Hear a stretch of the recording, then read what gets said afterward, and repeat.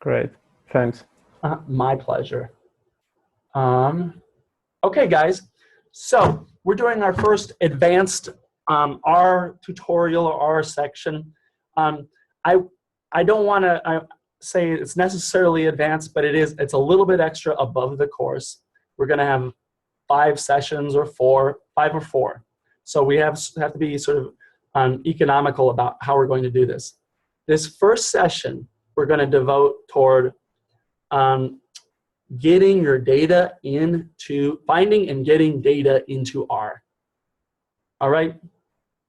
Sound good? It's probably, in my view, it's actually the most onerous, most annoying part of all of this.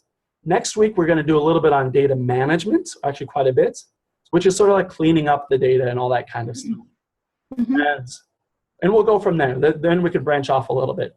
But my main goal is finding data and getting it into R. That's what you want to do, because there are many different ways, structures, and data frames, I'm going to say, that are very different than what we have experienced in class, which are all data, R data files. Okay, so quite often, I'll give you an example. If you download anything from the World Bank, they always use a program called Stata. Now, Stata is pretty nice, but it has its own data file. I'll give you an example here. Here's Stata, for example. It's just a different data file, and it typically ends in .dta. So we're gonna, so there are different kind of file names with different suffixes. They require different approaches. And very rarely will you ever see an R data file, to be honest, in practice, because people are usually saving them in other forms. And I'm going to show you probably, I think, is the coolest, easiest way to do this. Sound good? Mm-hmm. Awesome. Okay. So someone had asked me, it might have been you, Payal, I'm not sure, but someone had said, if we can just use the view function, so if we use this data function, we can actually load data frames within RStudio. Someone had said, well, why don't we just use Excel? And that's a great question. So I'm going to just view the Titanic. This is different than the actual Titanic data set that we used, if you recall. Mm-hmm. Okay, so here's that little data frame, and it looks a lot like an Excel file, right? Mm-hmm. Okay, well, let's remove that for now. I'm going to do Control L. That clears the console. And then I'm just going to clear this little section right here. Yeah, we'll remove all those objects. Okay, I'm going to remove this viewer. So what I'm going to show to you is, first, where are we going to find some data? And I'm going to give you some cool websites. And by the way, I'll give you this R script. So this is Go finding and importing into RStudio cool data. I say this is the most annoying part because once you get the data in, then it's fun. You can do cool stuff. But getting the data in can be kind of a pain, and it was probably my biggest hurdle in my own journey, you could sort of say. So I'm going to give you a couple websites here, and I'll just comment these out. The first one I'd recommend is through the United States. This is data.gov. This is just a great repository. I'm going to put this in the screen. Tell me if you cannot see this, but this is really neat because, and this is under the Obama administration, but increasingly the government's recognizing, look, we don't have to have the CDC, the Center for Disease Control, or the Department of Education have different data sources. Why don't we just consolidate it? And this is what you see when you go to data.gov. And you can have all kinds of topics. So does anyone want to throw out a topic of a data set? Otherwise, I have a little data set I downloaded. But does this have the census as well? It could. So the census is quite large. Quite often, there's more information on what is called the American Community Survey. It's a smaller data set. I'd recommend that. Okay. But let's see. What year do you want? Let's do 2012. All right.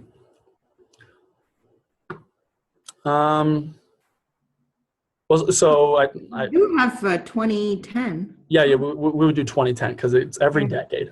I say the American Community Survey. It's a smaller form of the census that is produced more often. So let's do the 2010 census. Okay, so okay, this is where data get complicated. So are you guys familiar with this concept of census blocks? No. Okay, No. so the government, United States government, will divide geographic regions into blocks, which are slightly smaller than a city, and then tracts are the smallest unit that they have. So within a neighborhood, it might be half a city block. So some of this information might be a little overwhelming. Too much. Exactly, a data deluge. So I'm going to try American Community Survey and see what we see. And that's also known as the ACS. All right, an annual nationwide survey that collects information is age, race, blah, blah, blah, blah. So this is kind of it's a smaller data set. And see, the formats are all different, huh? This one is HTML, the other one was CSV, and bingo. And we're going to learn how to read in all those data files. So we'll have text, we'll have CSV, which can be delimited by commas, sometimes by tabs. And then we're going to have, the Stata files or SPSS files, which are other statistical software packages. That's why I mentioned the World Bank. These are all economists who are used to using a different software package. And then we have to read it in. And that's a little bit different. We're going to start off reading in sort of your basic data files, which are almost always text or CSV. And then we'll use something called the foreign package. Well, okay, look at this. They don't have it, but let's go here. All right, well, this will take a little bit while, but we'll go to the data. You don't want summary files when you look up data. You don't. So this is an important point. So some students ran into this issue. You don't want to have summary files if it has pie charts. If it has graphs, you don't want that. Recall in the very first module, we want a data frame. We want something with observations and variable names and columns that are equal, that'll make a nice square that's framed. If it's not that, then it's not a data frame. Sorry, so a summary data would be like having processed the mean or the average, like all the data will be already processed? Quite often yes, Matthias, sometimes that is the case. Nevertheless, sometimes aggregate data can be useful. For example, the European Union produces, or even the European Union produces aggregate measures like life expectancy across European countries. So you might have 20 countries in your data frame, and then you'll have a life expectancy. If you recall when we did the module on being an epidemiologist, those are actually aggregate statistics. They're not at the individual level. So you can do that, but I'm just pointing you toward the fact that for some of these surveys, especially when it comes to a lot of American surveys that include what are called identifiers, which means that you can potentially trace the person. They're increasingly cautious about that because the census often includes geographic data. We talked about census tracts. So quite often they will scrub the data. They'll de-identify the data because if you know where somebody lives, if you know a few variables about them, it's getting easier and easier to Google them. So I'll step out of the census thing a little bit, and because it's a little bit, but you can see that this is a public data set, so they actually made this one available. Now, is this the census though? Yeah, so quite often these data sets contain a lot of vocabulary and a bunch of other stuff. I'm going to take a few steps back, and I will go to what I found to be cool, which was I looked at a health survey, I think it was adolescent health.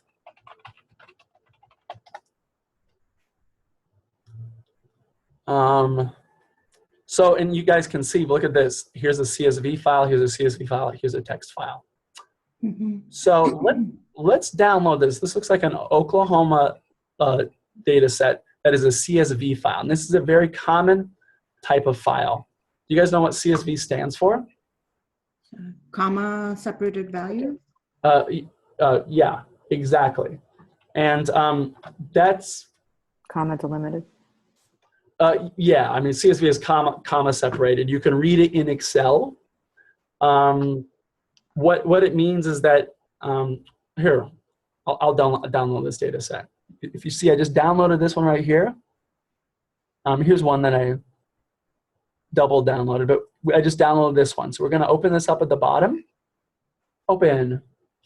Okay, so this isn't actually it is not a great data set because it has very little information. Here's the obesity data set.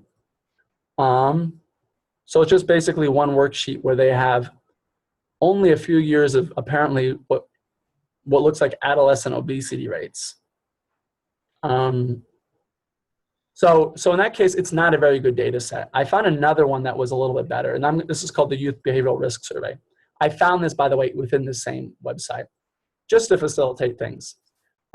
Because I know a lot of people are very familiar with Excel, so this is our starting point.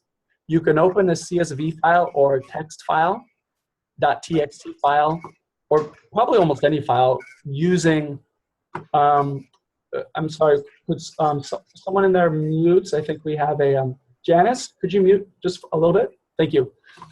Welcome. So Janice, we're just to get you up to date. I'm showing how to find data and then how to upload it. So, okay, so here we have the Excel, and this looks like a data frame, doesn't it? I mean, here we have a couple blanks, but this is a good starting point if you don't, if you're comfortable with Excel. Now, what do we do here? Well, here's a really cool thing we can do. I'm just going to highlight a few variables. I will do 20, and we'll do. I wish I had a little bit. I wish I had a numeric data here. Okay. Data value. We'll see what that one is. We'll just do this. It's sort of a toy data set. I'm going to copy this. I copied this to my clipboard. Oh, that's interesting. Okay, what are we going to do here? Well, the first step is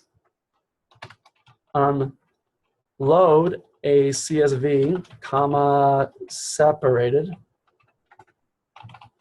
file using your clipboard. So this is kind of neat because I actually I'm so used to dealing with syntax. I was just like, really? You could do this? So remember that we always want to define a data frame as an object now. Actually, you don't have to remember that. This is a little different. When we load our data files or we load other files, we don't always have to define it. But here, I want you to get in the habit because this is how you're going to load external data sets for your final project, for instance. I'm going to press Control S to save. It still has that error message. Why? Because I have the assignment operator, but I haven't even loaded it. And then we're going to do this function called read.csv. Look, it even wants us to do that. And there are a lot of options here, right? So you can see this is the file. I'm going to do help read.csv because it's good to sort of did I press return? Yeah, okay. So it's good to sort of break these down. Recall that every single function is in parentheses. So this can look intimidating, but just remember you have the read, I would say read table, right? We're going to look at some of these. Read delimited is a tab delimited file, and you can see that here because it has this. Read CSV2 is a semicolon delimited. To illustrate this, I copied and pasted that data file, that really short data file, and I'm going to put it in a text editor, just so you get an idea of what is this thing. Well, this looks like it's a tab. It is, right? So these are tab or either space delimited. It looks like tab delimited though. So If we get it through Word, I think it'll even be clearer. But so that's sort of a common structure for these data frames, which is to basically hold on for a second. This is key, actually, and I know it might seem a little redundant or a little you know, bare bones, but it's crucial because you have to know what the data look like and if it's even possible to analyze. And this is probably the most common issue that I've ever encountered is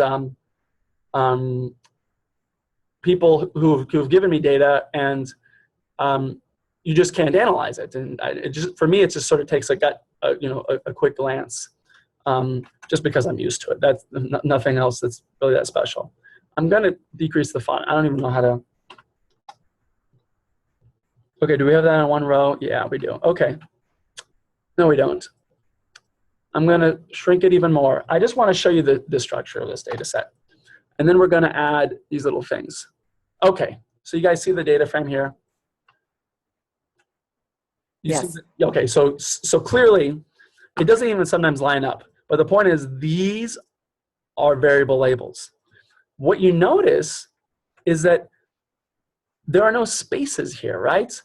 For the variable labels. These are all one words. They have underscores here. That's typical. That's the good way to actually create a data frame label. And that's pretty common in CSV files. You might encounter that this is, say, a different word. Well, that is actually quite a big problem, right? If I put a tab here even, because then when I read that in as a CSV file, I'll actually have more columns than I do actually have data points. So they're doing us a favor here. I'm not going to save that. And you have year. And of course, you don't see an index of the number of rows here, but these are clearly observations.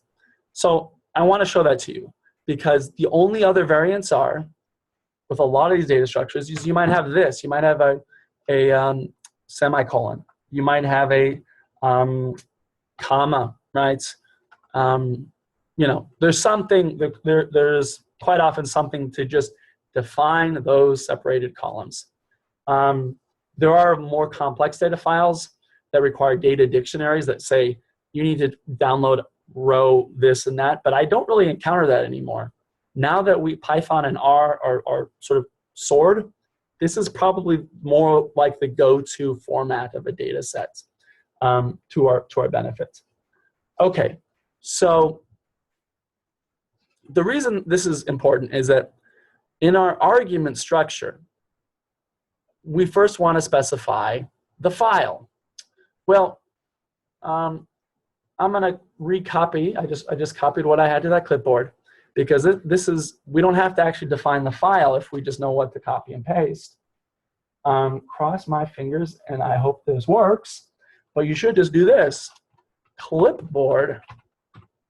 And then I'm going to do this option called header equals true. What this means right here is that if you go back to the data set, if we go back to the structure of the data set, all I'm telling R is saying, you know what? I know what the variable labels are. You don't have to do anything about this, right? That's the header right there. That equals true. I'm saying don't treat the first row as variable values. Those are the names. Now, of course, if we didn't have that, then you would set header equal to false.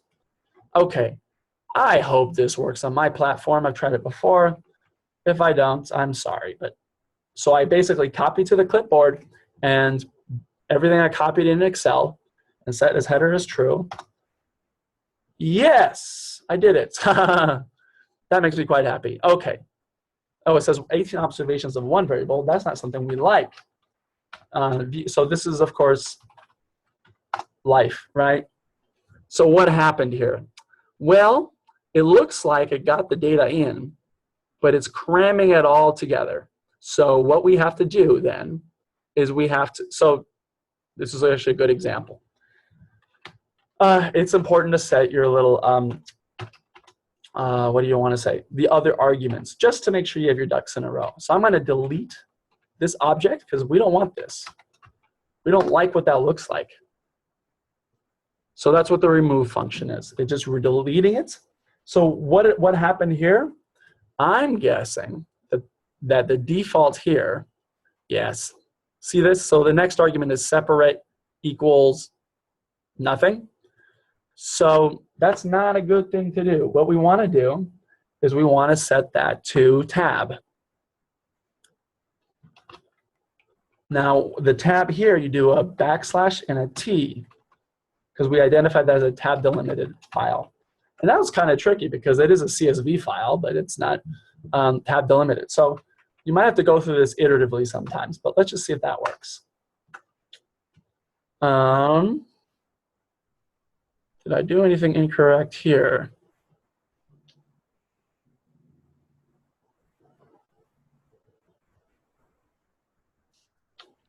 Let me see, hold on for a second.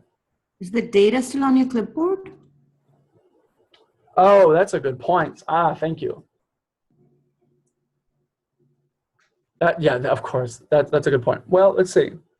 Yeah, of course. Thank you. See, it's funny because for me, I meant to introduce this as a sort of something that I thought would be easier because even though I don't encourage it all the time. There we go. Thank you, Payal. Okay, so view. Oh, shoot. So now we'll do, oh, we want to get that. Whoa. What did I just do? Okay, separate equals, and we want to do this tab delimited. Mm-hmm.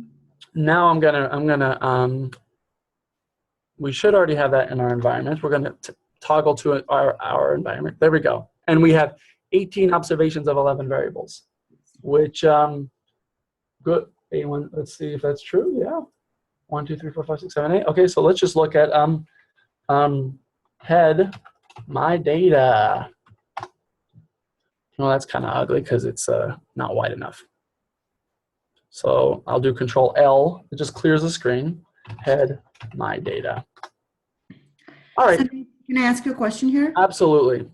So what if there was a scenario where you want to split a column? So let's say for topic type in this case, let's say I want to split that one column into two. And so have tobacco use in one and survey data in another. Can I split columns?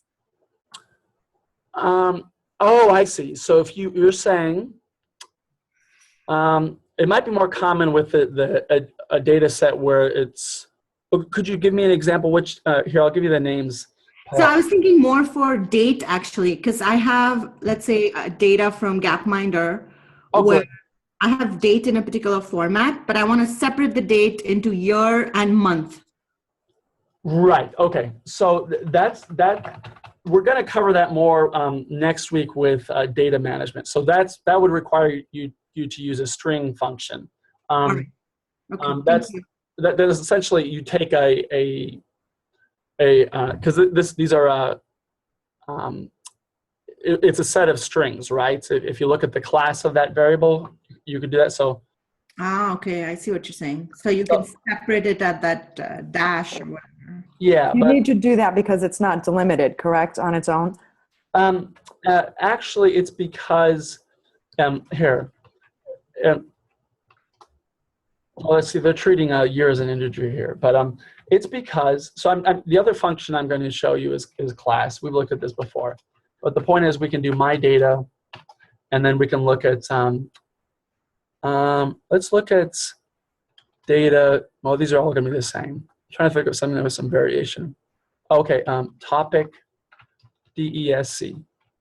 Okay. Oh, that's a factor variable. Okay. Well, this still has values to that factor, but let's try topic type. Are you looking for string, huh? Yeah, I'm looking for something where it kind of makes at least some sense. Is your string? Or I don't know if it's... No, it isn't. That's okay. But the main point is, I wanted to answer, who asked that other question? Was that you, Suzanne? It was me, yes. Could you repeat the question? I want to make sure I address that. My assumption is that you would then have to work some kind of string command because its topic type is not delimited further than what we see. I see. Well, actually, everything is delimited. We imported the data correctly. What Payal's asking is something that goes beyond our data import, which is, okay, we have the data as it is, as they gave it to us, and most public health agencies, for example, or most governmental agencies, do a pretty good job at giving you the data in a sensible way. However, what if, for example, we wanted to say separate, we don't have this, but I'm gonna actually load the Titanic data, and I hope that that has the names there. View Titanic. This is an example where you might want to do this. Well, they don't have the names here. Okay.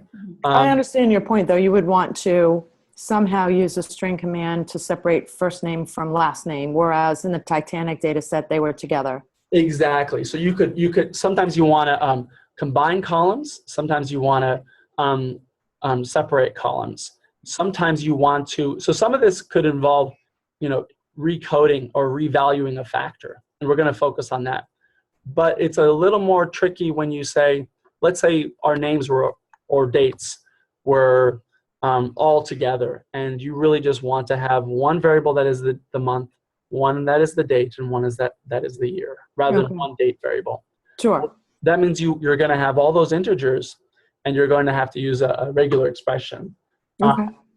So I'll give you a quick heads up on that. This is, I think it's still current. What I use Stringer. Yep, it's still here. Stringer? Yeah, I'll show you.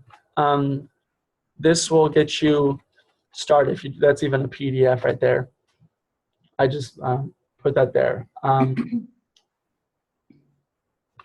Yeah, I like what they put here. I'll show this to you. This is kind of funny. Strings are not glamorous, high-profile components of R, but they do play a big role in many data cleaning and preparation tasks.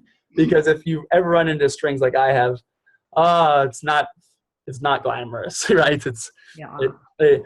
I'm going to give you another. I think I even have this. Here's a great couple of websites. These are very common lingua franca in terms of whenever you have text and you want to separate it, or you want to mess around with it. Mm-hmm. So let's go back to our baby data set here. Let's just say we just want to shorten our label here. We don't want to have survey data. We just want to say tobacco. You can set a string function for this variable and remove everything after the first space. And that involves what are called regular expressions. And that's a 2-hour seminar. Here are two of my favorite websites. So I'm going to put this actually in the syntax, given its prevalence. I hope we can have time to do that, but I don't know if we will. But these are well, how do you do it? Parsing strings text after you import the data set. So again, this is sort of a second step. The first one you want to do is you just want to find your data, upload it, and probably want to do a little bit of data shopping. You don't have to pick the first one you get. Have fun with it. And you're gonna find some junk. You're gonna be irritated, but I'm gonna give you some more websites that are really cool. Let's see. I don't want anyone to leave intellectually hungry. I feel like if you have questions, I just want to make sure you have them. So yeah, I have some good leads here. Thank you. And the stringer function is good. And whenever you find functions, look for these things called vignettes. These are great. The vignettes are essentially just a work through with things. Oh, okay. Yes. Okay. Beautiful. All right. So we could focus on that. I would like to. All right. So class, this tells us, what kind of variable is it? Right? Is it categorical? So for example, e.g. Categorical, numeric, typically, you're going to not really encounter any problems here. Sometimes you'll import a data frame, and it's not what you want. So I was happy to see that year, for example, was what I wanted it to be. If we look at the class, this should be numeric, I would expect, right? Let's see, what do we do? Class. And then we do this data. So we do my data, $, and then we do the variable. So it's always data, $, variable. And it's numeric. Whoop-de-doo. Okay, I'm gonna give you a little hack here. Some people don't like this, but let's say you really hate doing that. I know a lot of people, especially starting out, they don't like typing in the data frame. I think it's good hygiene. It's good practice. I say hygiene because you know what you're dealing with. You can do something called attaching and detaching. This is a little artificial. Basically, what you're saying is, I'm only going to use this. And now you can just type the commands for that data frame without ever having to invoke it. The key point is you have to detach that data frame. Did I misspell that? Yes. There you go. Okay. So I just wanted to show that to you. Okay, I'm gonna actually remove that Titanic data frame too. Okay, so this is relatively easy, but hopefully I showed you guys how to find a data set, how to copy it to your clipboard from Excel, what the header function means, and the kind of separation that you have here. So this is a tab delimited separation. Let's see. Okay.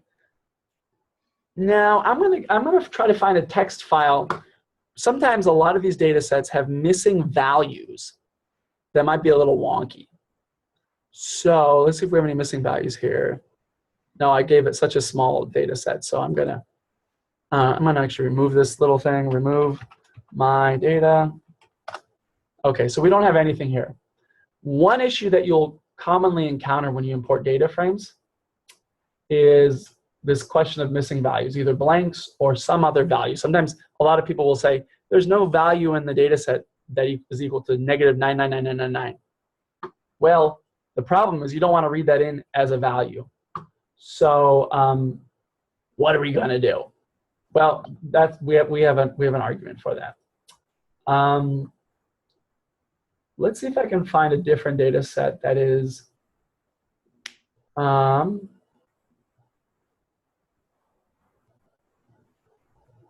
okay, interesting. Okay, so I have here I'm gonna try this. This is another CSV file. I believe they have I presented some papers here on using this data set. It's actually what the government uses to track drug use in the United States. So this is really cool. Okay, oh, this is great. So here's another great website for looking up data. I'm gonna copy and paste this. This is ICPSR. This is the Institute for, well, what is it? Oh, what is ICPSR? I'm blanking. Institute for, I don't know. What does it mean? I've been here so many times. Okay. Anyway, ICPSR is out of University of Michigan, and I will know what it is. But they're a great data repository. Quite often, their format is a little bit easier than the U.S. government, and I'll show you why. Check this data set out. I'm going to close the other files. Here's the data set. You get the name. You get all this stuff. And it says they are available. And it tells you what the data set's. And it says, oh, this is gigantic. We're not going to be able to download the gigantic one. But look at all the different data files that you have here. So you can get an Excel. You can get an SPSS file, which will have these wonky negative numbers. You'll have a Stata file, which is what I showed you before. Look, we got R. This is actually an upgrade. The world is changing. Okay, so they want me to sign in. Let's see if I have my file. I'm gonna sign in here. I'll do it later.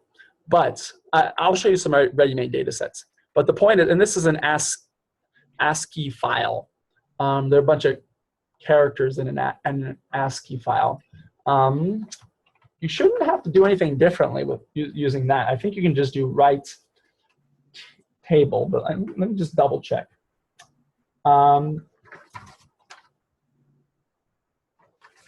Yes, I even sometimes have to look these things up because I don't remember everything. This is the truth about our. Okay, yeah. So ASCII, this is right. It stands for American Standard Code for Information Exchange. It's simply sort of an agreed upon translator of characters. The main point here is sometimes you'll only encounter SPSS or SAS, or the SAS setup. These setups, these are like R scripts. These are the scripts to set up the data. R quite often doesn't include that, which is kind of a pain. So what you're going to have to do is you're going to have to upload your data and then download these things called code books and match and then sort of do a control F of the code book and figure out what the variables mean through that. What I'm not going to do is download this. I love the data set. I'm working on it right now, but I'm gonna go in my own little sandbox, my world of data. I'm gonna get you guys I think a data set that is in one of these forms. I'm going to give you a Stata data set, which is the same thing. If it's an SPSS or some other data set, you're still going to have to use this other method of importing data. So as I'm getting this, are there any other questions? Nate, I have a question. How would we get a portion of that data set if we just wanted to take a piece of it? That's a wonderful question. Well, truth be told, I'm not exactly sure how to import a portion of the data set. And here's the downside with R, which is that unlike other programs like Python, it's kind of slow. And especially in RStudio, it will crash. I don't think it's well, let's just take a look.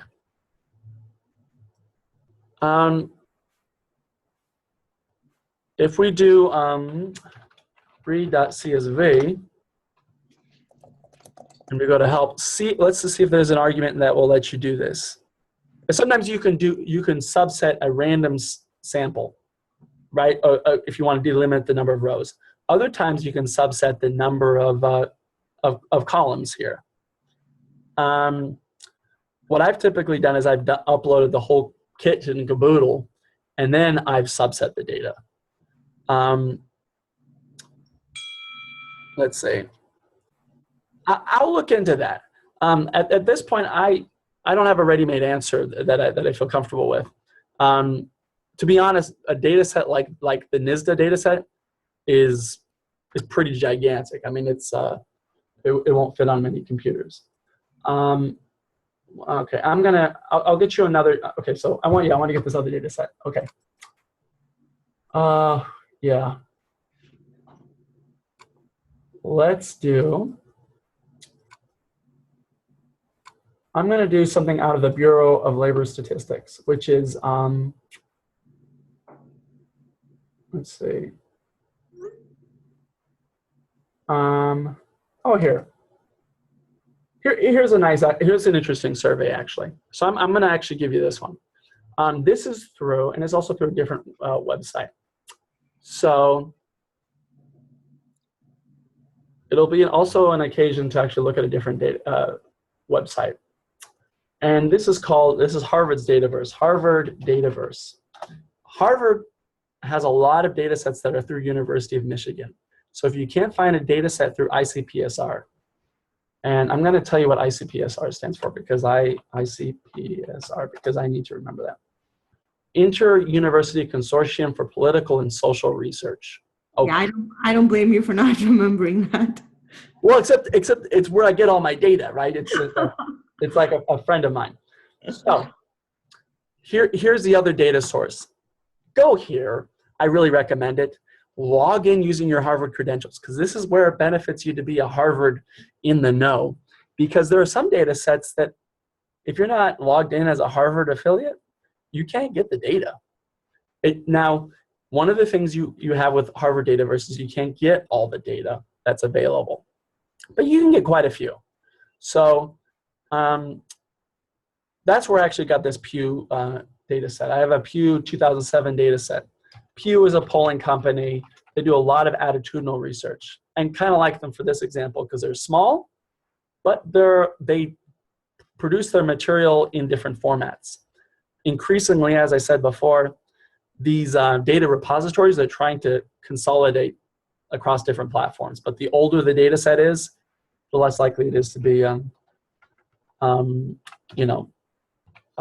compatible. Which is why, now I misspelled attitudes. So yeah, so this is the data set that we had here. So you can see that. So this is another way to look at it. It's a little abstract. It'll give you the number of columns. That's nice. Yeah.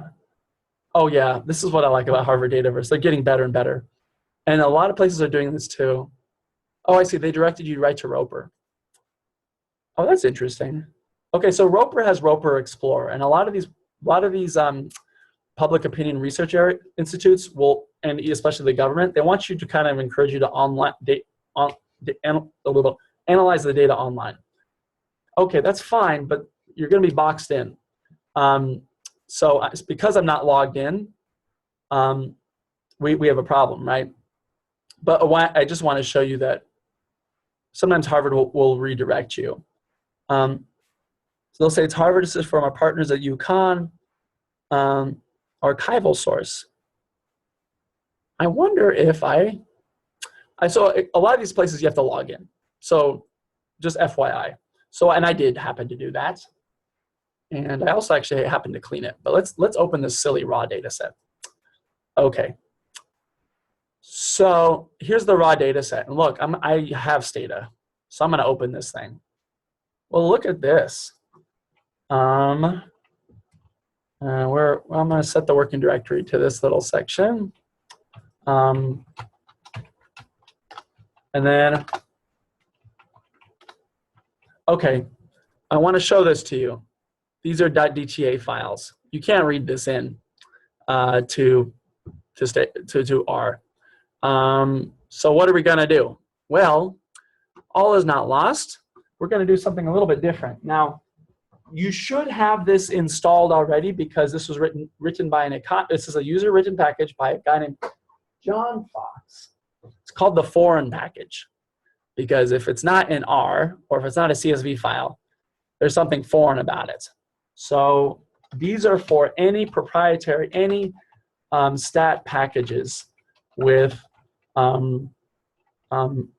suffixes that are specialized for those. So these are like the equivalent to R data file. So just to give an example, here's here's the .dta file for Stata. Here's the what is SPSS? Is it just SPSS? I can't even remember. SAS. I'll just type in the stat programs. Stata, SPSS. These are the most common ones. SAS, MATLAB sometimes, but not rarely. And then you'll see Excel, but mostly the foreign packages you're gonna have to deal with this. So what do? You do install packages foreign. Now I think this is already installed because my version of R has recognized the reality that, oh, I don't know how to do that. Okay, whatever. Let's just try installing packages foreign.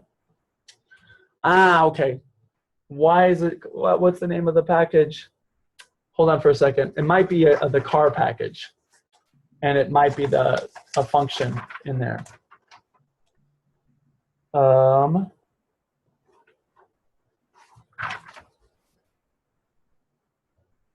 Why don't I have, oh, I know why. Okay, I'm being silly, guys. Is it the quotes? Yes, of course. There we go. Okay. See, I always think it's a big thing when something little like this happens, but this is a good example. Programming, statistics, it's debugging, it's problem solving. It's encountering a problem and figuring it out. And I can tell you that from when I started with R, installing it, setting working directories, and loading data was the biggest hurdle for me in my life, because sometimes there aren't people there to help you. Okay, so we're going to do my data dot, we'll do DTA, or no, Stata. So it is called Stata. It's a portmanteau, meaning statistics and data. But you have to pay for this. Why should we pay for something? We get it for free. So we're going to do this. We're going to, I'll give you a mini tour of the foreign package, because it is crucial. You have to have this. Oh, I got to require it too. So if you notice, sometimes I'll type require instead of library. It's just a matter of taste. It's the same thing. Yeah, okay. Warning message. It was built under an earlier version. We should be fine. Okay. Why? Okay, well, let's just look at the packages and see what it is. It could be under a different name. Okay. Oh, this is good. He gives us Minitab. Is anyone here familiar with Minitab, by the way? No. No, I know, right? Minitab is less common these days, but you might run into it. S is really just the base version of R. Sysstat, I haven't, Weka, I don't even know. The main ones you're going to encounter in these repositories are probably SPSS and Stata, basically. Okay. So we require, now why can't I get, oh, I think it's because, do I do that? No. Who knows? We don't have time for that, because I know we're short on time. I just want to make sure that you get your data in. So, Nate, I have a 30,000-foot question. let's do it.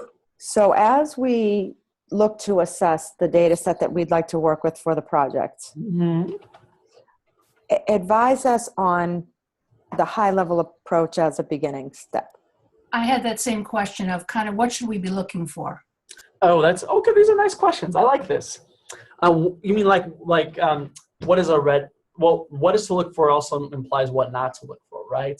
Correct. Okay. So the cop-out question is, it depends, right? Before we go there, I just want to quickly make sure that everyone's on board with being able to upload data from a foreign package online. So you're downloading this to a different source, and then I'll answer those questions, because I think that's crucial too. Which is, okay. and I might not be very good at this, to be honest, because some of this is sort of like, I don't know. You sort of know it when you see it. There's sort of a gut thing, but there's also. I think I can clarify that. Okay. Let's read this silly file in. Okay. Where were we? Okay, we installed the foreign package. You just have to install it. You load the package, and now we're okay. Now we're going to define my data. My data dot Stata, right? Because it's a Stata file, and then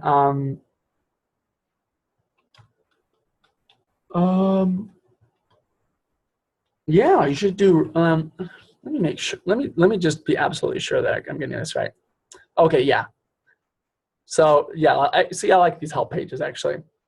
So you have to read this as a DTA file. So remember we had read.csv. This is the suffix of a Stata file. Pretty unreasonable, I know, to expect you to know what a DTA file is, what an SPSS file is. Anyway, but here it is. So we do that, and then now this is a little bit different. And I'm going to show this to you because we want to make sure that we're in our little working directory. I showed you that folder on our desktop.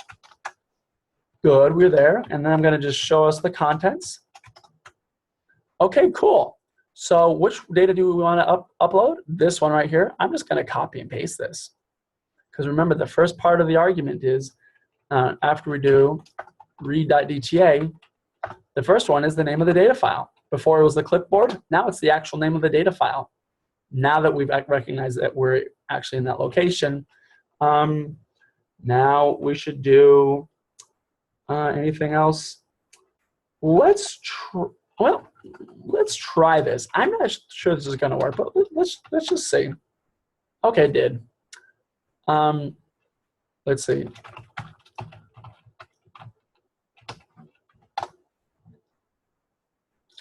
All right, it didn't really work. You can't, oh, no, it did. It just took a while.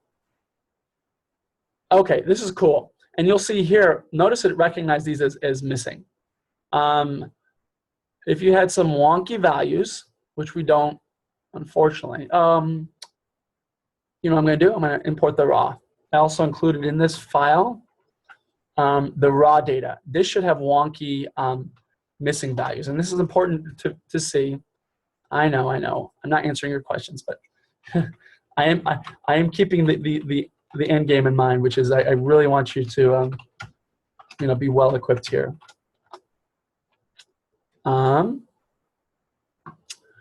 La-di-da. And if we just, I just kind of like looking at this. Okay, it still reads it in as missing. So I guess some of these were recoded. Well, for some of these variables, maybe the missing values are not read in correctly. And in SPSS, that's very common. They might be read as negative numbers.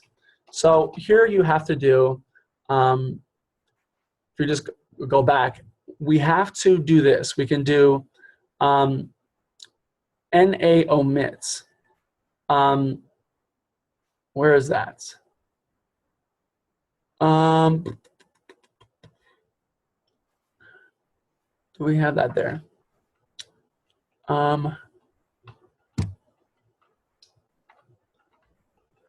I guess not. Okay, that's fine.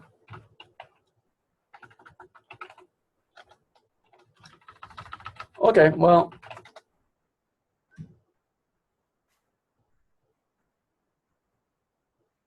Okay, yeah. So these NA functions, NA as is. So sometimes they'll say the default for like reading a table. You'd probably do this with a text file. Right, it'll be take character variables to factor variables. Now this goes back to your date thing. You might actually run into your dates turning into factors, especially if you have multiple values. To convert the class. Right, if you can look at the class there. And so if you do as is, that's an option just to read everything as it is. You can also do this. If you have a string variable, you can do missingness to strings. You know, there are a lot of options here. You don't have to do that many. And the key point here, I want to underscore, read.csv and read.csv2 are identical to read.table, except for the defaults. That's it. So that's why I screwed up before, because I often use read.table as a different default. So here are a couple other options. Blank line skip, you can do that. But here we have, okay, so we've imported a, why are we having a problem here? Oh, because I have the comma. So what I did is, so we imported a data frame. Let's say names my data.stata. Right, we got plenty of names here, and look at this. Well, this is no help, is it really? Well, this is why when you go to that website, you want to download this codebook thing. This is your little key here, because they'll have idiosyncratic things. So what I'm telling you is R is at a bit of a disadvantage, because it's not the best in terms of helping you connect what these variable labels are to what they actually, you know, what they actually are in the survey. Well, how can we improve upon this? Let's just do a Control F, and we'll do Q36 F2. Let's just do that. Well, that's not very helpful. Let's see if we can get more information on this. No, we cannot. Okay. Well,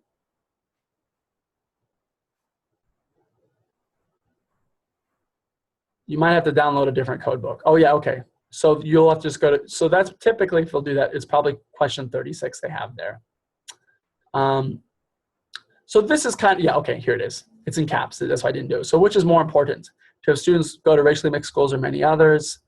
And we can just do, we can look at that. Oops.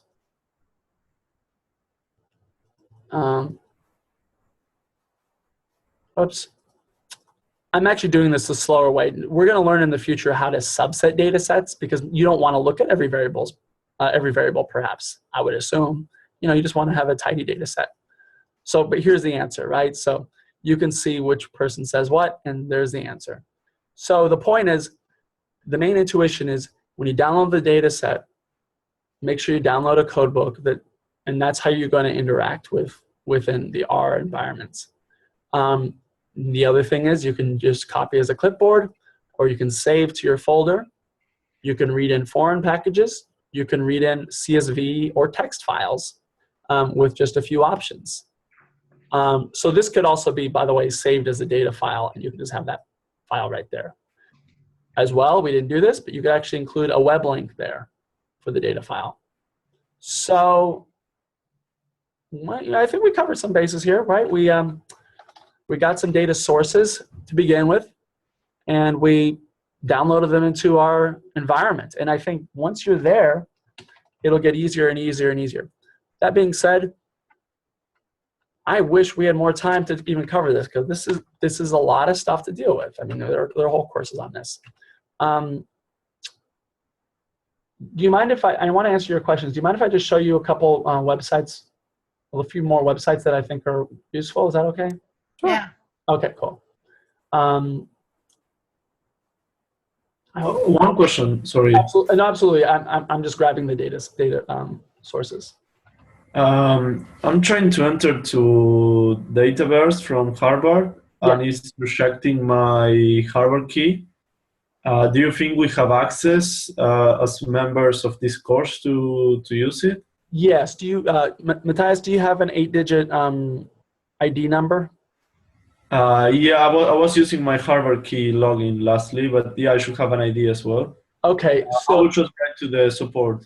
Yeah, I'll always go to support for that because it's quite possible because you're out of the country or off campus. You might have to do like a remote key client or some sort of VPN. Okay. That's my intuition.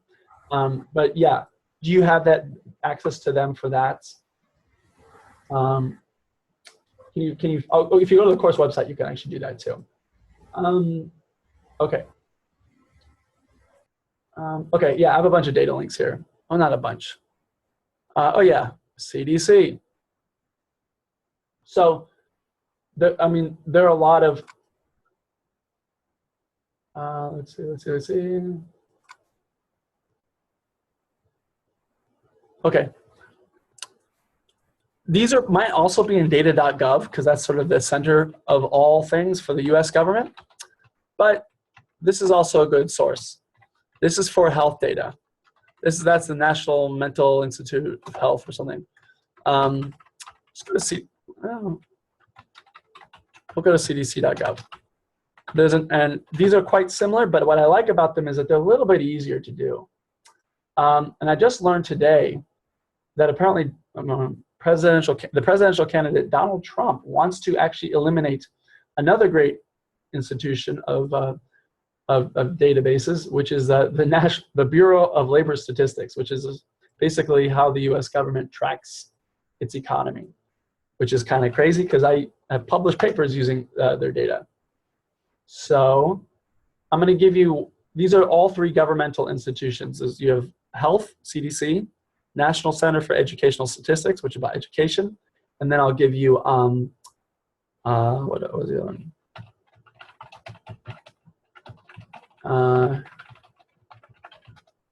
What was the last one? Oh yeah, the Bureau of Labor Statistics. All of them have, I think, a little bit more accessible. And they, their goal is basically, they're happy to give the data.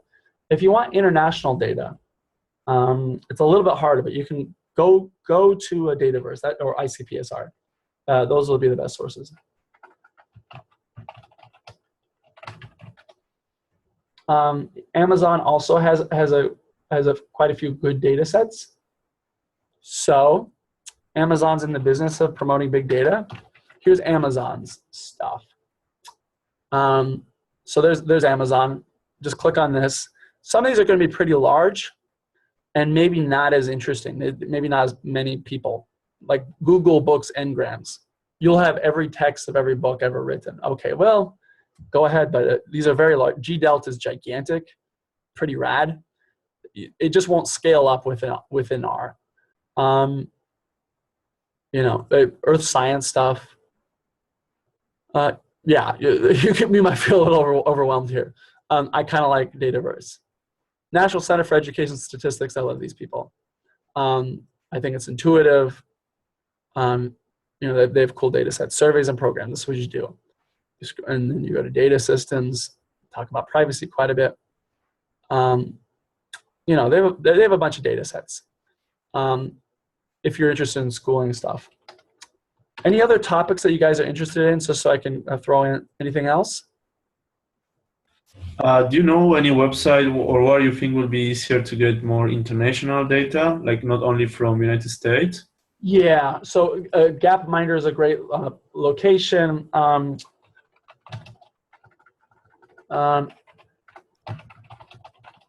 So Dataverse will do that if you want to do that. I believe the World Bank, okay, you can do this through ICPSR. Yeah, of course. So these will be aggregate data. But here's the World Bank. I would do that. There are more proprietary surveys like Roper, these polling institutions. They'll have segments of the world. But the World Bank, I'll show this to you. So Matthias, look at this. Free and open access to global development data. Right. So what's your topic of du jour? Crime rate in Latin America. Great. I'm not great, but crime rate. Sorry. Right, the Southern Cone, right? I'm sure there's some cool data sets.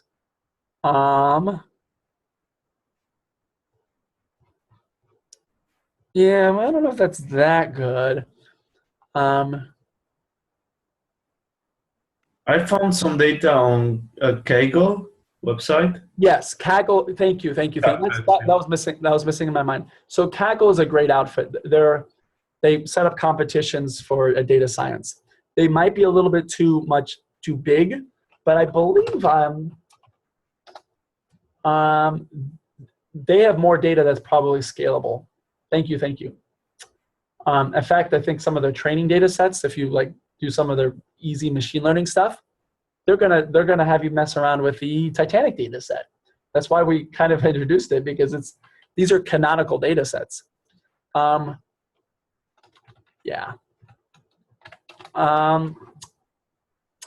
Kaggle is there too. But it was interesting because when I went to I don't know. Yeah, you can find this stuff. Yeah, you can save, you can tag. So part of the problem, of course, is that everyone's so sort of proprietary. Like the way they structure the data set or the interface is a little wonky. Maybe because I'm just affiliated with Harvard. I like Harvard's interface. It matches with ICPSR. And when I Googled international data set, it showed up. Let me see if I can find that here. Kaggle's good. Thank you for reminding me, though. Okay, let's go to how do we figure out what's a good data set and what's maybe not feasible, right? This is sort of the million-dollar question. Right, guys? Yes. Yeah, of course. Yes. So the cop-out question is it all depends, but it doesn't depend that much. I'm gonna load, what is probably the most famous data set in statistics. Have you guys heard of the IRIS data set? It's built in. Yes. Right, they call it famous. This famous Fisher's or Anderson's iris dataset gives the measurements in centimeters of the variables sepal length and width and petal length and da-da-da-da. It's sort of like if you're writing a stats package and you're just like, okay, here's a worked example. I'm going to use the iris dataset because everybody knows of it. I had a friend tell me, I'm sick of the iris dataset. But it is classic because Fisher was actually a geneticist. He was an evolutionary statistician. And so he was interested in biology. So what does a canonical data set look like? It's a data frame. And typically the view function will give you that best idea. You have rows, which indicate unique observations. It's better if they're not related to one another. So if the first 10 observations were, say, in my backyard, and then my brother's backyard had all the rest, well, those are two different samples mashed together, right? A survey, a simple random sample of a survey, these rows represent unique observations that if I know the value of this, I wouldn't know the value of this, right? So if you know my heights, you won't know the height of the next passenger on the Titanic, for instance. But the main intuition is simply you want it to be a frame. You want labels, you want column names, and you want a box here, basically. That's the easiest way I could explain it. That being said, I would hedge on the premise that less is more. So I showed you a data set that this is the same as a dimension function. This is 134 variables. For most questions, you're not going to need to answer all 134 questions. So the next thing we'll do is we'll learn more about subsetting. So that's sort of the gut check. The other way to assess a data set is kind of follow what I've done for you, which is if you're going to look for other data sets or you're going to rely on a government data set, rely on these governmental institutions because they're in the business of actually creating these data sets. They put a lot of work into them. I don't want to say that that's the only approach, but these have the backing of institutions who have really tried their best to create what Hadley Wickham calls a tidy data set, in the sense that it's kind of clean and tidy. Every little box has its own meaning. So that's my best answer. And again, it all depends on the question at hand. So here's a bit of advice. If the data set looks gigantic, talk to me first and maybe consider other data sources. If you're not sure about the data set, check it out by looking at the code book first and see what kind of questions you have. What are you interested in? Well, maybe you're interested in whether education level is associated with, and race jointly predicts, question 7, for instance. Okay, so you have like 5 variables. So go to the documentation first to learn a little bit about the data set and see what you have. And if you want to go download these large data sets, I'll get back to you on whether or not we can actually preemptively extract those. I don't think so, but I could be wrong. So that's what I would do. But start off with a question, but as in your search, look this stuff up. And if I had a preference, if I were doing the class project, oh yeah, one final thing, guys. We don't have to go with external sources for data. I'm sorry I didn't mention this before, but let's install our Mosaic package. Install packages. Mosaic, because this will add a few more data sets. Okay, and then, because I want to remind you, you don't have to use data sets that are external to us. you can actually use the wealth of data sets that are already built in, like the iris data set.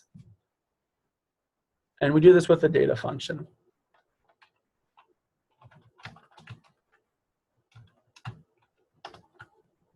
And I think this is really fun because, I mean, look at all these data sets we have here.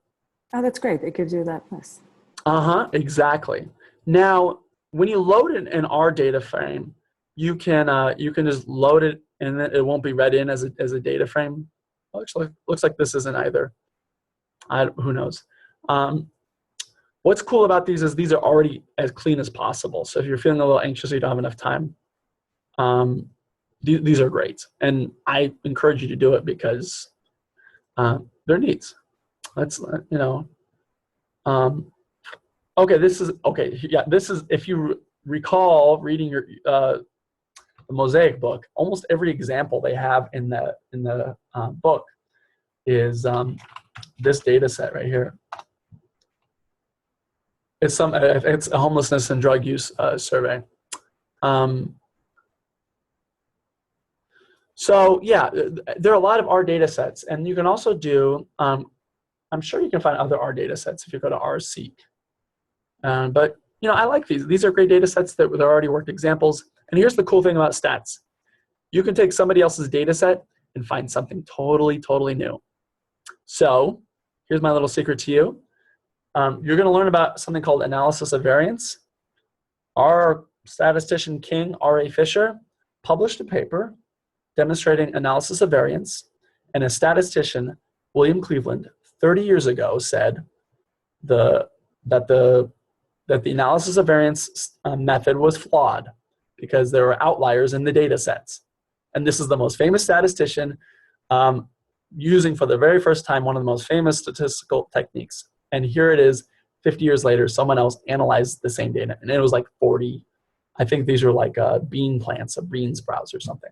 So that's pretty cool that you can analyze those data. If you recall when Ethan talked about Galton, there you have those data. So cool stuff. So I'm happy to talk to you about that. So you can make it as big as you want or as small as you want. If you have any doubt, feel free to run it by me. But I think it's about matching the question to the data set. And I would say less is more because everything will always take longer than you expect. Like today, right? What is it? It's now 7:30. I was supposed to do this in an hour, and there we go. Any other questions, guys? Nope. Okay. No, that's very helpful. Okay, thank you so much. And if you have any more suggestions, oh, hi, Vigdis, I'm sorry I didn't see you. If you have any other questions, feel free to run it by me.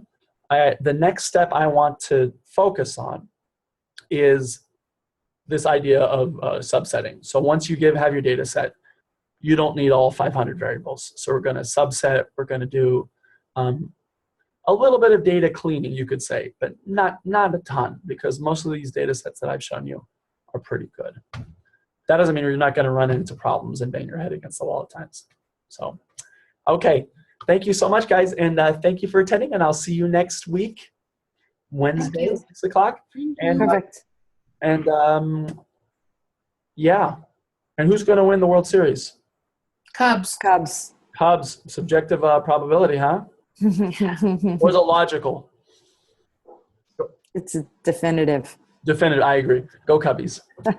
Okay. My